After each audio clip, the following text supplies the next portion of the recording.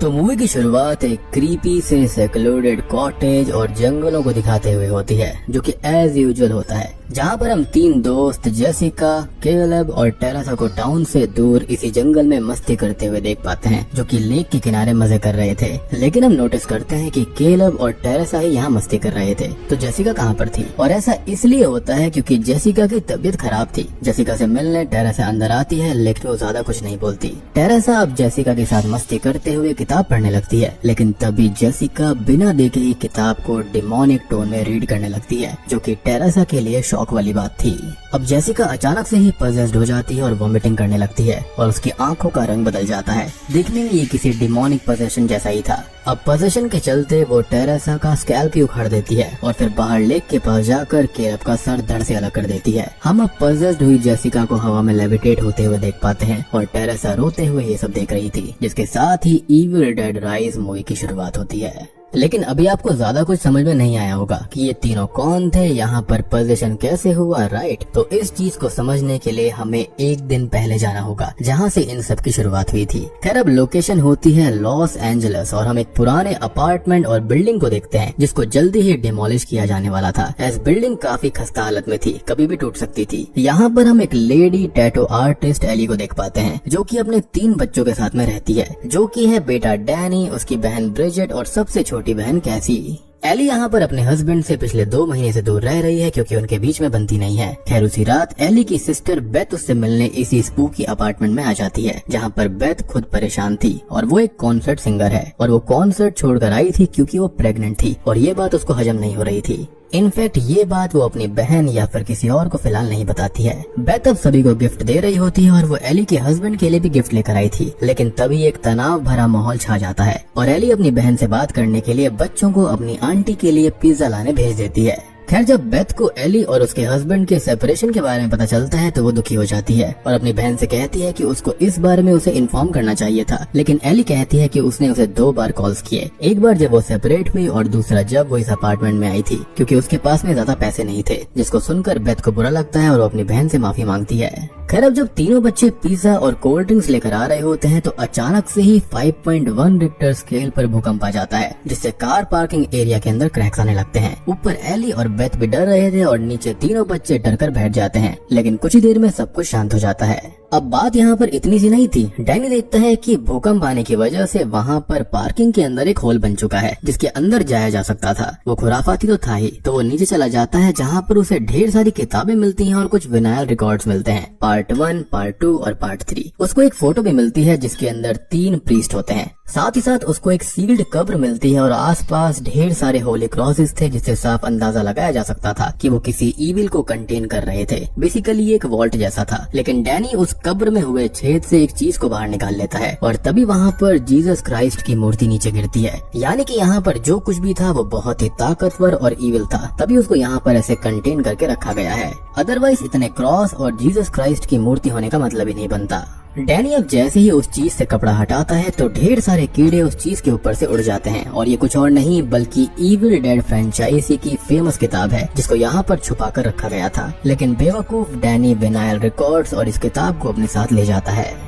अब ऊपर इनकी माँ एली इन सब के लिए परेशान हो रही थी। साथ ही साथ न्यूज के ऊपर खबर भी आ रही थी कि अर्थक्वेक ने इनकी बिल्डिंग के आसपास वाले इलाके को हिट किया है। एली अब उनके पड़ोस के लड़के गैब्रियल से उनके बच्चों को ढूंढने के लिए मदद मांगती है। एक बुजुर्ग मिस्टर फोंडा भी वहाँ पर होते हैं, जो कि बेथ से बात करता है क्योंकि वो वहाँ पर नहीं थी। लेकिन तभी एली के तीनों बच्चे लिफ्ट से ऊपर आ जाते हैं, जिससे वो रिलैक्स्ड हो जाती है। साथ ही साथ वो उनको डांटती भी है कि भूकंप आने पर लिफ्ट का इस्तेमाल नहीं करना चाहिए।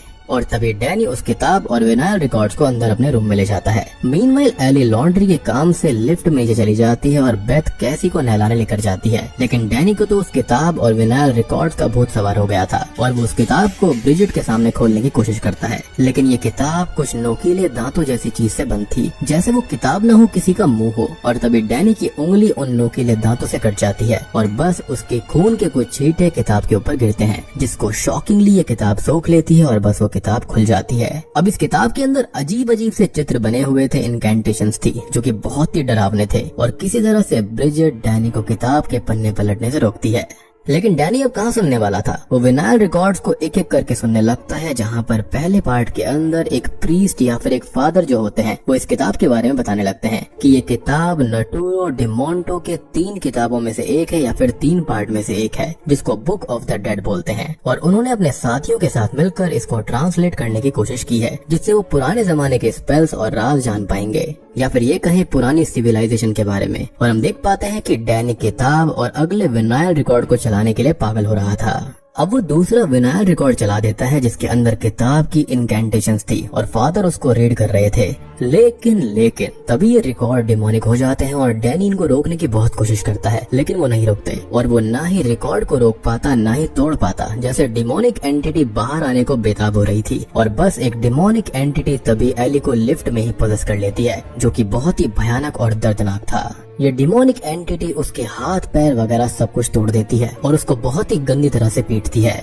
साथ ही साथ उनके फ्लोर की लाइट भी चली गई थी और डैनी ये सब देखकर शॉक्ड हो जाता है, क्योंकि किताब के पन्ने खुद पे खुद ही पलटे जा रहे थे। अब लाइट जाने से बेथ और कैसी भी डर जाती है। साथ ही साथ ब्रिजेट नोटिस करती है कि सिर्फ उनके यहाँ की ही लाइट गई है, ना कि कहीं और की, यानी कि जो कुछ गलत होने वाला था वो यहीं पर था। अब एली ऊपर आती है, जो कि बिल्कुल ठीक नहीं लग रही थी। जैसे शुरुआती सीन में जेसिका के साथ हुआ था, वैसा ही सेम यहाँ पर एली के साथ पोजीशन हुआ है। हमने लिफ्ट के अंदर उसकी सारी हड्डियाँ टूटी हुई देखी थी। इनफैक्ट साफ दिख रहा था कि कोई अदृश्य शक्ति उसके अंदर है। एली अब किचन में कच्चे अंडे पैन में तोड़कर पकाने लगती है और जब बेथ और बाकी बच्चे उसे बात करने आते हैं तो अजीब तरह से बात करती है और हंसती है। और उन सबको डराने के बाद में एली थोड़ी सी होश में आती है और बस एक ही बात कहती है कि वो मेरे अंदर है और उसको मेरे बच्चों को नुकसान पहुंचाने मत देना। खैर इसके बाद में एली बहुत ही ज्यादा वॉमिट करती है, जैसे जेसिका ने करी थी, और वहीं पर वो कोलैप्स हो जाती है।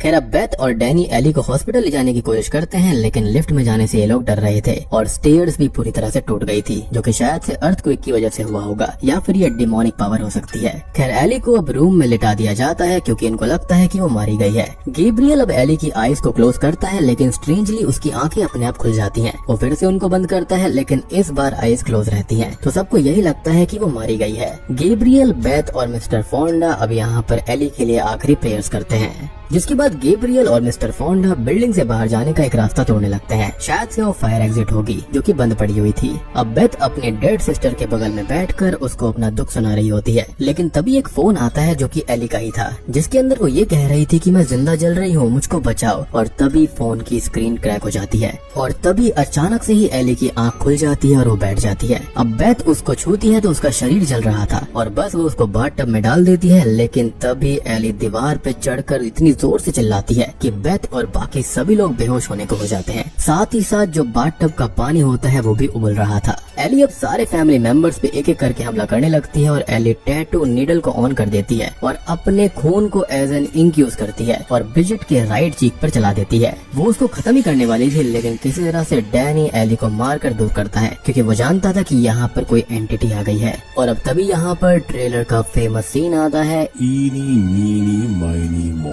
और बस इतने में ही गैब्रियल और मिस्टर फोंडा अंदर आ जाते हैं, जो कि उसको देखकर घबरा जाते हैं। लेकिन एली गैब्रियल के ऊपर हमला करके उसकी एक आंख को अपने मुंह से ही उखाड़ लेती है और ब्रिजेट को लाइक करने वाले उसके पड़ोसी के मुंह के अंदर फेंक देती है और मौके का फायदा उठाकर बेथ अपार्टमेंट का गेट ही बंद कर देती है। लेकिन बेथ और बाकी सभी उस गेट के होल से देखते हैं कि एली को पजेस करने वाली एंटिटी या फिर डेमन ने गैब्रियल और बहुत से लोगों को मार दिया है। मिस्टर फोंडा गन से एली को शूट करते हैं, लेकिन वो उनको भी खत्म कर देती है, क्योंकि ये सुपर नेचुरल एंटिटी है जो कि बिल्कुल भी ऐसे खत्म नहीं होती। ब्रिजेट यहाँ अपने भाई डैनी से लड़ने लगती है कि जब से वो किताब इस घर के अंदर आई है और उसने विनाइल रिकॉर्ड चलाया है, तब से ही ये सब हुआ। और बेथ उनको रोकती है कि आपस में लड़ने से कुछ नहीं होगा। तभी पजेस्ड हालत में एली छोटी सी कैसी को अपनी मीठी मीठी बातों में फंसा कर उससे गेट हल्का सा खुलवा लेती है और उसको चोक करने लगती है, जिसके चलते बेथ उसको बचाती है। मीनवाइल ब्रिजेट के साथ एक अजीब चीज होना शुरू हो जाती है कि उसका घाव अब अजीब सा हो गया था। उसके मुंह, कान, नाक से काला लिक्विड निकलने लगता है, जिसके बाद वो कीड़े उगलती है और वो भी पजेस्ड हो जाती है। असल में वो एक डेडाइट बन गई थी, जो कि इस फ्रेंचाइजी की ही फेमस चीज है।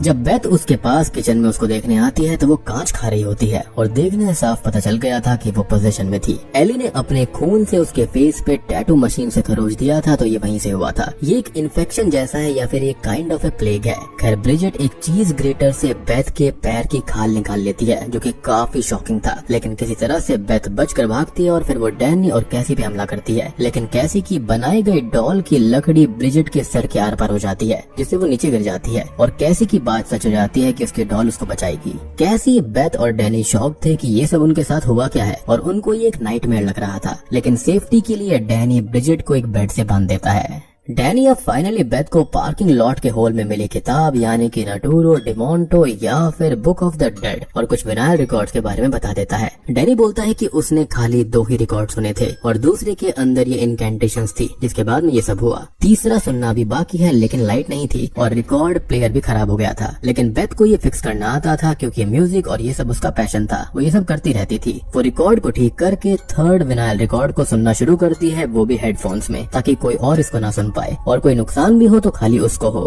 और ऐसी परफेक्ट आंटी या फिर मौसी सबको मिलनी चाहिए। साथ ही साथ ब्रिजेट उठ खड़ी होती है और एली भी डक्ट के रास्ते अपार्टमेंट के अंदर आने लगती है। यह डीमन या फिर एंटिटी बहुत ही स्मार्ट था। बेथ को अब पूरे केस का पता चलता है और दोस्तों अब यहाँ पर खुलते हैं इस मूवी और किताब के असली पत्ते। असल में ये किताब इन प्रीस्ट और फादर को मिली थी और वो उसको ट्रांसलेट करना चाहते थे, लेकिन उनको इस ब्लास्फेमी के लिए चर्च ने दूर कर दिया क्योंकि ये एक डिमोनिक किताब थी और ये किताब इंसानी चमड़े से बनी थी और अंदर लिखा हुआ हर एक शब्द इंसानी खून से लिखा गया था या फिर ये कहें सैक्रिफाइस के चलते। इसके अंदर हेल के भयानक से भयानक डीमंस को बुलाने के इनकैंटेशंस लिखे हुए थे और भी बहुत सारी विधि थी और ऐसी चीजों को ये प्रीस्ट जो थे वो समझना चाहते थे आम पब्लिक के लिए, लेकिन फादर बताते हैं कि ये उनकी जिंदगी की सबसे बड़ी गलती थी और चर्च बिल्कुल सही था। ये एंटिटी या फिर डीमन टेकर ऑफ सोल्स है और इसको खत्म नहीं किया जा सकता, इसको बस कैद या फिर इससे दूर भागा जा सकता है। और यही रीजन था कि फादर के खुद के मेंबर्स की जान तक चली गई थी और उन्होंने कैसे भी करके इसको उसी सीक्रेट वॉल्ट के अंदर कैद करके गॉड की सुरक्षा में रखा था ताकि ये बाहर ना आ पाए। लेकिन डैनी इस किताब की प्रेजेंस से टेम्प्ट हो गया और डीमन ने खुद को इनकैंटेशंस रीड करवा के फिर से आजाद करवा लिया। फादर का तो ये भी कहना था कि इसके ऊपर एग्जॉर्सिज्म या फिर प्रेयर्स का भी असर नहीं होता। अब इस डीमन के खून से या फिर उसके दिए हुए घाव से इंसान डेडाइट्स में कन्वर्ट हो जाते हैं या फिर ये कहें इस डीमन का एक अंश उन घावों से इंसान के अंदर आ जाता है जिससे वो भी पजेस्ड हो जाते हैं और एक लिंक रहता है डीमन और बाकी डेडाइट्स के अंदर। खैर विनाइल रिकॉर्ड सुनते सुनते 2 चीजें होती हैं कि एक तरफ तो ब्रिजेट किचन के अंदर अपने ही भाई डैनी को चाकू मार देती है और वो उसको आग से जला देता है जिससे कि वो नीचे गिर पड़ती है। तभी एली भी डक के रास्ते उसी विनाइल रिकॉर्ड वाले रूम में आ जाती है और बेथ उससे लड़ने की कोशिश करती है लेकिन ऑब्वियसली नाकामयाब हो जाती है। इनफैक्ट एली विनाइल रिकॉर्ड को खुद के जरिए सुनाती है और मॉक करती है कि मुझे यानी कि ये एंटिटी को हराया नहीं जा सकता, अब बस कैसी और बेथ ही बचे थे। डैनी अब जख्मी हालत में बाहर आता है और मारा जाता है। कैसी तो छुप जाती है लेकिन एली बेथ को मारने आती है और डीमन को एहसास हो जाता है कि बेथ प्रेग्नेंट है और उसके पास लेने के लिए 2 सोल्स हैं। वो काफी खुश था, लेकिन कैसी को जब एहसास होता है कि उसकी आंटी माँ बनने वाली है तो वो उनको एक सीजर पकड़ा देती है जिससे वो एली के मुंह में ही घोप देती है, जिससे कुछ वक्त के लिए एली वहीं पर रुक जाती है। असल में इस डीमन को मजे लेने में काफी अच्छा लगता था। वो विक्टिम्स को टॉर्मेंट किया करता था। जितना ज्यादा डर होगा उसके लिए सोल्स उतनी ही मीठी होंगी। खैर कैसी और बेथ अब हॉलवे में आते हैं जहाँ पर मिस्टर फोंडा की गन से बेथ एग्जिट को तोड़ने वाली थी, लेकिन तभी एली जाग जाती है और गोली सीधा एली के पैर में बेथ मार देती है जिससे उसका एक पैर खत्म हो जाता है, साथ ही साथ उसका हाथ भी। फिर भी एली यहाँ पर कैसी को फंसाने के लिए मीठी मीठी बातें करती है, लेकिन इस बार कैसी उसकी बातों में नहीं आती और कहती है कि you are not my mom. अब एक एक करके सारे के सारे विक्टिम्स डेडाइट्स में कन्वर्ट होने लगते हैं और बोलने लगते हैं कि शाम तक कोई भी नहीं बचेगा। जिसके बाद में कैसी और बेथ के पास लिफ्ट से भागने के अलावा कोई और रास्ता नहीं था, लेकिन जो लिफ्ट होती है वो बंद नहीं हो रही थी क्योंकि वहाँ पर घर की चाबी पड़ी हुई थी, साथ ही साथ कार की भी, क्योंकि जब एली पजेस्ड हुई थी तो उसके हाथ में ये चाबियां थी। कैसी यहाँ पर स्मार्टली प्ले करती है और चाबियों को अपने पास रख लेती है जिससे कि ये लिफ्ट बंद हो जाती है। लेकिन हम देखते हैं कि एली के जिस्म के अंदर पजेस्ड हुए डैनी और ब्रिजेट खुद को जोड़ लेते हैं जिससे कि लिफ्ट में खून भरने लगता है, जो कि बहुत ही बेहतरीन सीन था। जैसे जैसे लिफ्ट नीचे जा रही थी खून भी बढ़ता जा रहा था और book of of the dead खुद पे खुद पलट के एक पेज भी आ जाती है जहाँ पर कई सारे हाथ पैर मुंह वाला एक क्रीचर होता है और इसी क्रीचर के अंदर एली बदल जाती है। अब लिफ्ट किसी तरह से नीचे आती है और ओवरलोड होने की वजह से ओपन होने लगती है, जिससे ढेर सारा खून बाहर आता है जो कि द शाइनिंग मूवी की याद दिलाता है। मतलब देख रहे हो कितनी छोटी छोटी बारीकियों का ध्यान रखा गया है और इसलिए ये मूवी बहुत ही बेहतरीन है। खैर अब ये दोनों खून से लथपथ उठते हैं और कार लेकर भागने लगते हैं, लेकिन कार एक क्रैक के अंदर फंस जाती है और तभी एली डीमन वहाँ पर आ चुकी थी। साथ ही साथ वहाँ पर काफी फॉग भी थी जो कि इसी डीमन की एक शक्ति है। खैर ये डीमन कैसी को पकड़ लेता है और एक सॉ की मदद से उसको मारने ही वाला होता है, लेकिन बेथ उसको बचा लेती है और ये जो सॉ है वो इस फ्रेंचाइजी का ही रेफरेंस है ओरिजिनल मूवी का। खैर अब तभी एली डीमन बेथ को ग्राइंडिंग मशीन में खत्म करने वाली होती है, लेकिन कैसी मशीन को रोक देती है और बेथ सॉ को इस डीमन की तरफ दे मारती है और कैसी को मशीन ऑन करने को कहती है, जिससे कि ये डीमन समेत एली, डैनी और ब्रिजेट खत्म हो जाते हैं। मतलब अपने ही हाथों से अपनी फैमिली को खत्म करना बहुत ही शॉकिंग था। जिसके बाद ये दोनों वहाँ से निकल जाते हैं, लेकिन ये डीमन खत्म नहीं हुआ था, ना ही वो किताब, खाली यहाँ पर उसका वेसल खत्म हुआ, ना कि ये डीमन। और इन दोनों को ऐसे जाना भी नहीं चाहिए था, लेकिन क्या करें, ऐसा नहीं करेंगे तो आगे के पार्ट्स कैसे बनेंगे। एनीवेज अब इतनी तबाही मचाने के बाद में हम अगले दिन का सीन देखते हैं जहाँ पे एक लड़की लिफ्ट से नीचे आती है और ये कोई और नहीं बल्कि मूवी की शुरुआत में दिखाई गई जेसिका थी। जी हाँ, और वो भी इसी बिल्डिंग में दूसरे फ्लोर पे रह रही थी, यानी कि शुरुआती वाला सीन प्रेजेंट टाइम का था। लेकिन उसने किसी की आवाज कैसे नहीं सुनी, हो सकता है कि शायद डीमन की शक्ति की वजह से ये सब आइसोलेट हो गया होगा। खैर अब पार्किंग लॉट में आकर वो टेरेसा को 15 मिनट में पिक करने को बोलती है और तभी जेसिका नोटिस करती है कि वहाँ पर खून ही खून है और वो डर के मारे पुलिस को कॉल करने ही वाली थी। लेकिन तभी टेकर ऑफ सोल्स यानी कि डीमन जेसिका को पजेस कर लेता है, क्योंकि वहाँ पर सिर्फ पजेस हुआ शरीर खत्म हुआ था, ना कि ये डीमन जो कि अभी भी आजाद घूम रहा था अपने नए वेसल की तलाश में, जो कि जेसिका बन जाती है। अब आपको स्टार्टिंग वाला सीन समझ में आया होगा कि जेसिका ये सब क्यों कर रही थी और यही तो इविल डेड राइज की शुरुआत थी। और बूम, इसी के साथ में ये मूवी यहीं पर खत्म हो जाती है।